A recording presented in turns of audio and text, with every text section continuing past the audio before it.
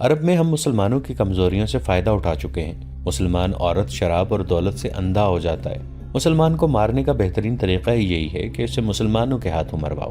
مسلمانوں کو ذہنی عیاشی کا سامان مہیا کر دو تو وہ اپنے دین اور ایمان سے دستبردار ہو جاتے ہیں۔ تم مسلمانوں کا ایمان آسانی سے خرید سکتے ہو۔ اس نے عرب کے کئی امراء اور وزراء کی مثالیں دیں جنہیں صلیبیوں نے عورت، شراب اور دولت سے خرید لیا تھا اور انہیں اپنا درپردہ دوست بنا لیا تھا۔ کچھ دیر مسلمانوں کی کمزوریوں کے متعلق باتیں ہوئیں، پھر لڑکیوں کو آزاد کرانے کے عملی پہلوؤں پر غور ہوا۔ آخر یہ طے پایا کہ 20 نہایت دلیر آدمی اس کام کے لیے روانہ کیے جائیں اور وہ اگلی شام تک روانہ ہو جائیں۔ اسی وقت 4-5 کمانڈروں کو بلایا گیا۔ انہیں اصل مقصد اور مہم بتا کر کہا گیا کہ 20 آدمی منتخب کریں۔ کمانڈروں نے تھوڑی دیر اس مہم کے خطروں کے متعلق بحث مباحثہ کیا۔ ایک کمانڈر نے کہا، ہم پہلے ہی ایسی ایک فورس تیار کر رہے ہیں جو مسلمانوں کے کیمپوں پر شب خون مارا کرے گی اور ان کی متحرک فوج پر بھی رات کو حملے کر کے پریشان کرتی رہے گی۔ اس فورس کے لیے ہم نے چند ایک آدمی منتخب کیے ہیں، لیکن یہ آدمی 100% قابل اعتماد ہونے چاہیے۔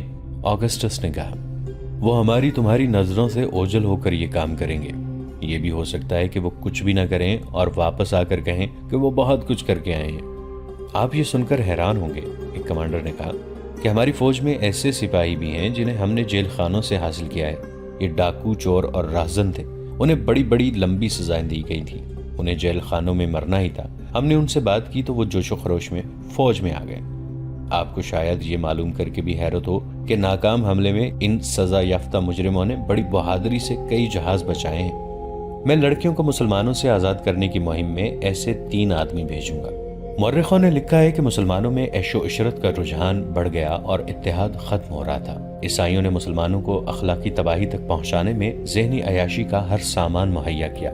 اب انہیں یہ توقع تھی کہ مسلمانوں کو ایک ہی حملے میں ختم کر دیں گے۔ چنانچہ ان کے خلاف عیسائی دنیا میں نفرت کی طوفانی مہم چلائی گئی اور ہر کسی کو اسلام کے خلاف جنگ میں شریک ہونے کی دعوت دی گئی۔ اس کے جواب میں معاشرے کے ہر شعبے کے لوگ صلیبی لشکر میں شامل ہونے لگے۔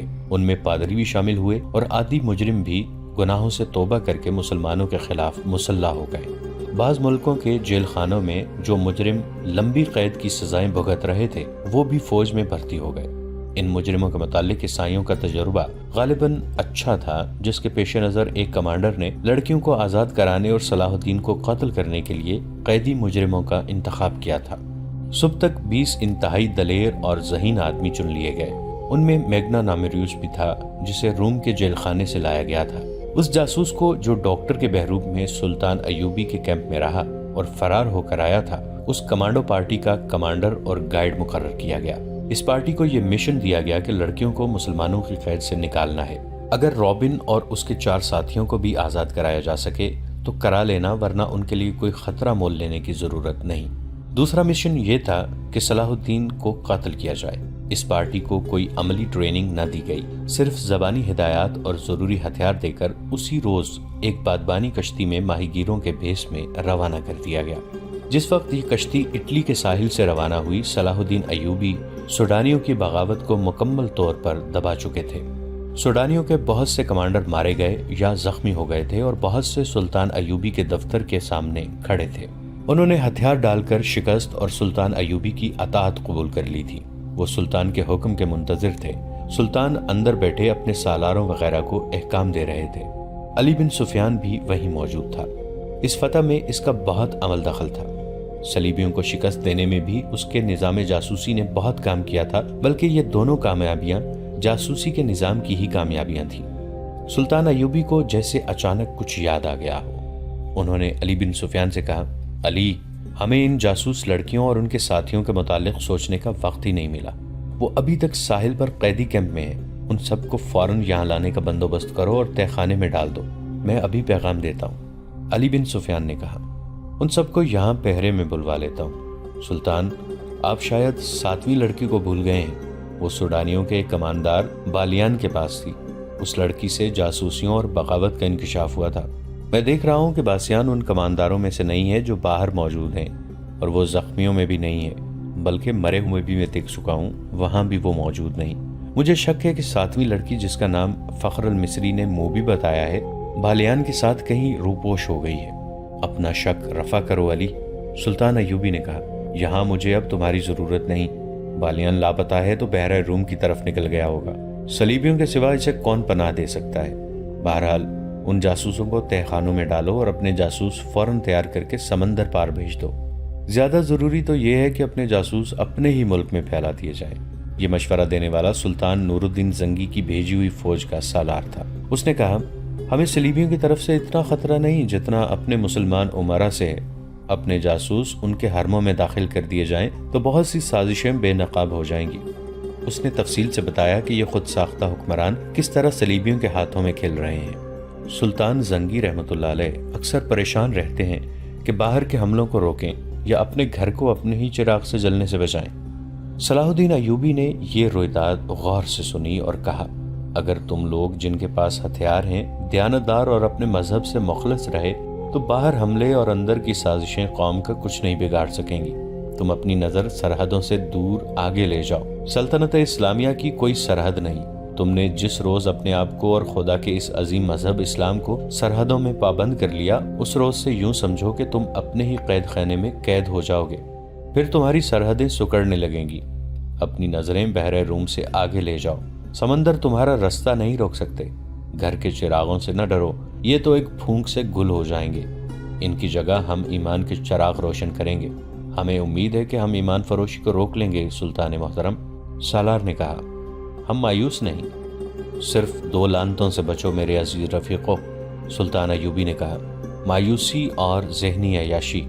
انسان پہلے مایوس ہوتا ہے، پھر ذہنی عیاشی کے ذریعے راہ فرار اختیار کرتا ہے۔ اس دوران علی بن سفیان جا چکا تھا۔ اس نے فوراً ایک قاصد بحر روم کی کیمپ کی طرف اس پیغام کے ساتھ روانہ کر دیا کہ رابن اس کے 4 ساتھیوں اور لڑکیوں کو گھوڑوں یا اونٹوں پر سوار کر کے 20 محافظوں کے پہرے میں دارالحکومت کو بھیج دو۔ قاصد کو روانہ کر کے اس نے اپنے ساتھ 6-7 سپاہی لیے اور کماندار بالیان کی تلاش میں نکل گیا۔ اس نے ان سوڈانی کمانداروں سے جو باہر بیٹھے تھے بالیان کے متعلق پوچھ لیا تھا۔ سب نے کہا تھا کہ اسے لڑائی میں کہیں بھی نہیں دیکھا گیا تھا اور نہ ہی وہ اس فوج کے ساتھ گیا تھا جو بحرہ روم کی طرف سلطان کی فوج پر حملہ کرنے کے لیے بھیجی گئی تھی۔ علی بن سفیان بالیان کے گھر گیا تو وہاں اس کی 2 بوڑھی خادماؤں کے سوا کوئی نہ تھا۔ انہوں نے بتایا کہ بالیان کے گھر میں 5 لڑکیاں تھیں۔ ان میں جس کی عمر ذرا زیادہ ہو جاتی تھی اسے وہ غائب کر دیتا تھا اور اس کی جگہ جوان لڑکی لے آتا تھا۔ ان خادماؤں نے بتایا کہ بغاوت سے پہلے اس کے پاس ایک فرنگی لڑکی آئی تھی جو غیر معمولی طور پر خوبصورت اور ہوشیار تھی۔ بالیان اس کا غلام ہو گیا تھا۔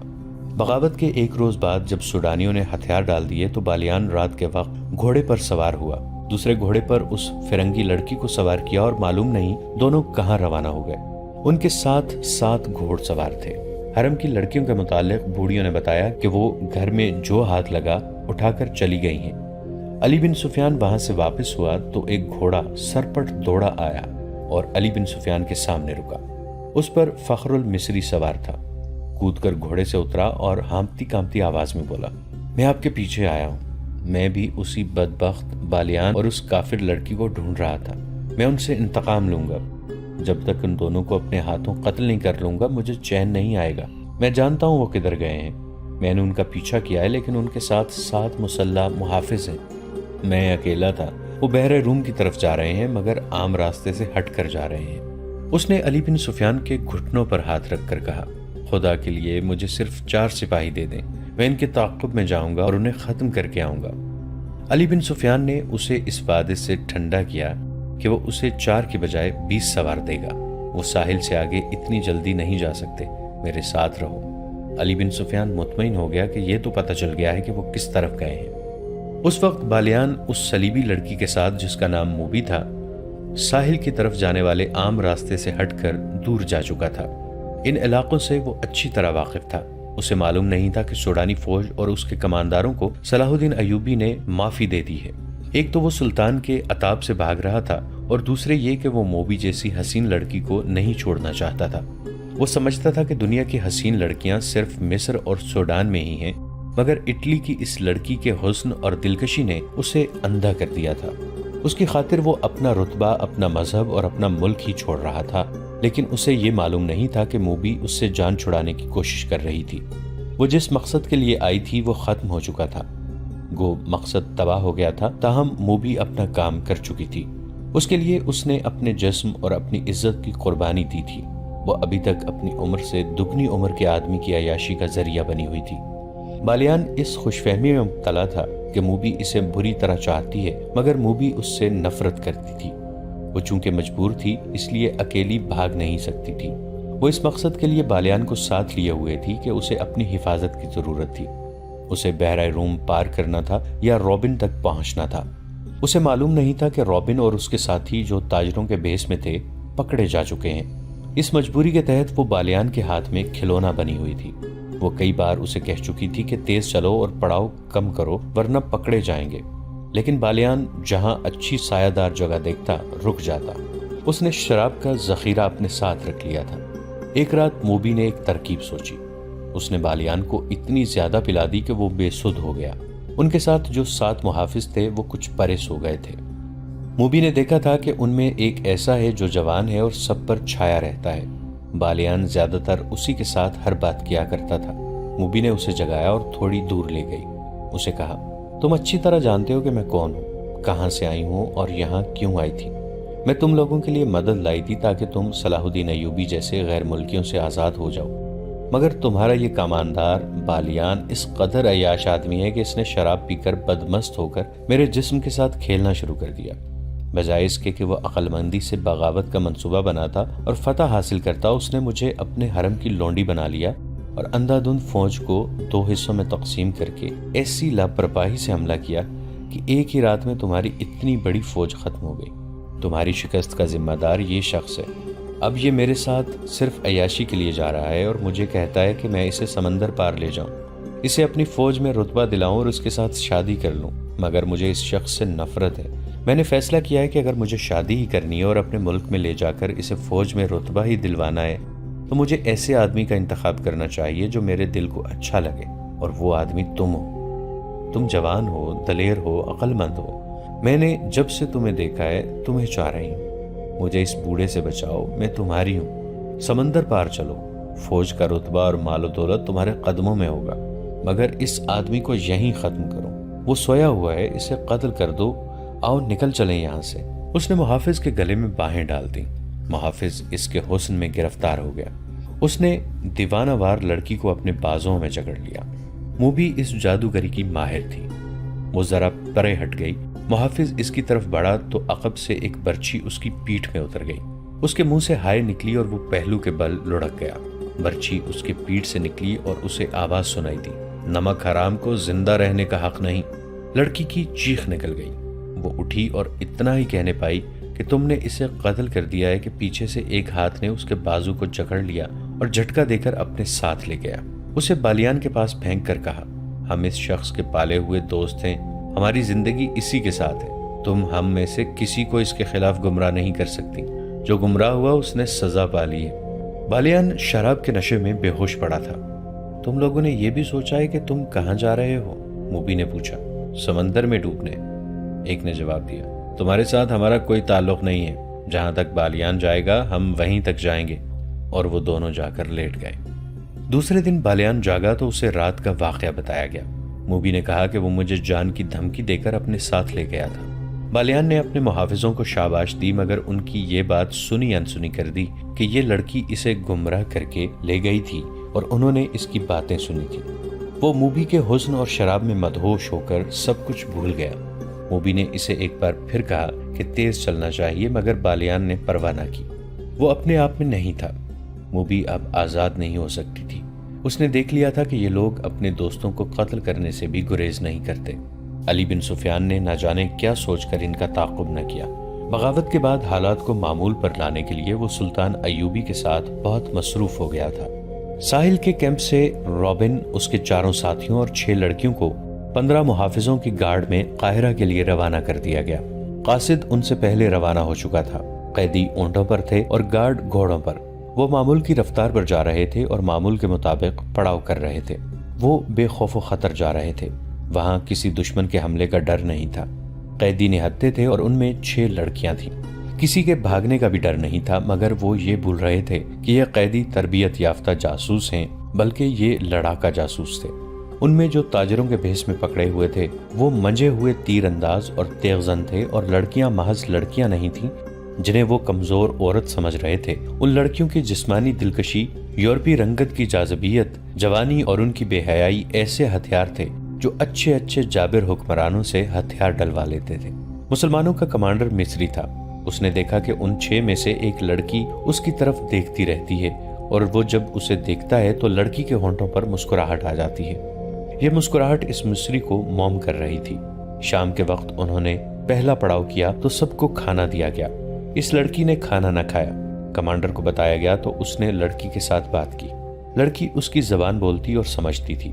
لڑکی کے آنسو نکل آئے۔ اس نے کہا کہ وہ اس کے ساتھ علیحدگی میں بات کرنا چاہتی ہے۔ رات کو جب سب سو گئے تو کمانڈر اٹھا۔ اس نے لڑکی کو جگایا اور الگ لے گیا۔ لڑکی نے اسے بتایا کہ وہ ایک مظلوم لڑکی ہے اور اسے فوجیوں نے ایک گھر سے اغوا کیا اور اپنے ساتھ رکھا، پھر اسے جہاز میں اپنے ساتھ لائے جہاں وہ ایک افسر کی داشتہ بنی رہی۔ دوسری لڑکیوں کے متعلق اس نے بتایا کہ ان کے ساتھ اس کی ملاقات جہاز میں ہوئی تھی، انہیں بھی اغوا کر کے لایا گیا تھا۔ اچانک جہازوں پر آگ برسنے لگی اور جہاز جلنے لگا۔ ان لڑکیوں کو ایک کشتی میں بٹھا کر سمندر میں ڈال دیا گیا۔ کشتی انہیں ساحل پر لے آئی جہاں انہیں جاسوس سمجھ کر قید میں ڈال دیا گیا۔ یہ وہی کہانی تھی جو تاجروں کے بھیس میں جاسوسوں نے ان لڑکیوں کے متعلق صلاح الدین ایوبی کو سنائی تھی۔ مصری گارڈ کمانڈو کو معلوم نہیں تھا، وہ یہ کہانی پہلی بار سن رہا تھا۔ اسے تو حکم ملا تھا کہ یہ خطرناک جاسوس ہیں، انہیں قاہرہ لے جا کر سلطان کے ایک خفیہ محکمے کے حوالے کرنا ہے۔ اس حکم کے پیش نظر وہ ان لڑکیوں کی یا اس لڑکی کی کوئی مدد نہیں کر سکتا تھا۔ اس نے اس لڑکی کو اپنی مجبوری بتا دی۔ اسے معلوم نہیں تھا کہ لڑکی کی ترکش میں ابھی بہت سے تیر باقی ہیں۔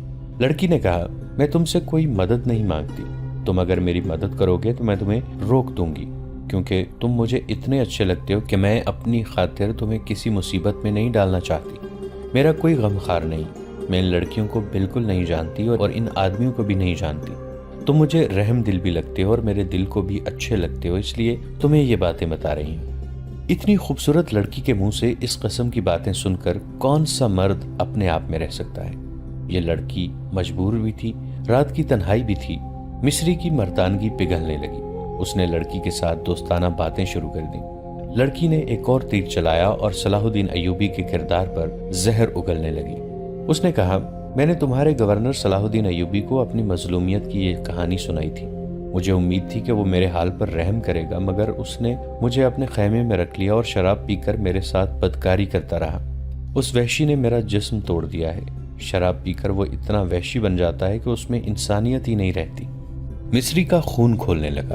اس نے بے دق کر کہا، ہمیں کہا گیا تھا کہ صلاح الدین ایوبی مومن ہے، فرشتہ ہے، شراب اور عورت سے نفرت کرتا ہے، مجھے اب اسی کے پاس لے جایا جا رہا ہے۔ لڑکی نے کہا، اگر تمہیں یقین آئے تو رات کو دیکھ لینا کہ میں کہاں ہوں گی۔ وہ مجھے قید خانے میں نہیں ڈالے گا، اپنے حرم میں رکھ لے گا۔ مجھے اس آدمی سے ڈر آتا ہے۔ اس قسم کی بہت سی باتوں سے لڑکی نے اس مصری کے دل میں صلاح الدین ایوبی کے خلاف نفرت پیدا کر دی اور وہ پوری طرح مصری پر چھا گئی۔ اس کے دل اور دماغ پر قبضہ کر لیا۔ مصری کو معلوم نہیں تھا کہ یہی ان لڑکیوں کا ہتھیار ہے۔ لڑکی نے آخر میں کہا، اگر تم مجھے اس ذلیل زندگی سے نجات دلا دو تو میں ہمیشہ کے لیے تمہاری ہو جاؤں گی اور میرا باپ تمہیں سونے کی اشرفیوں سے مالا مال کر دے گا۔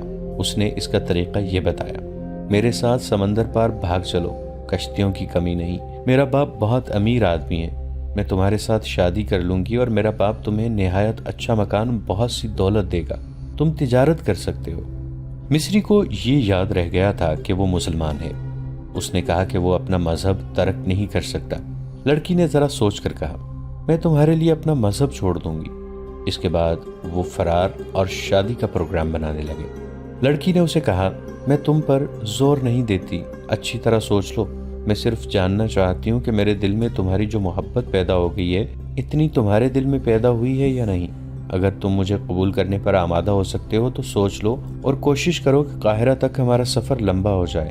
ہم ایک بار وہاں پہنچ گئے تو پھر تم میری بو بھی نہیں سونگھ سکو گے۔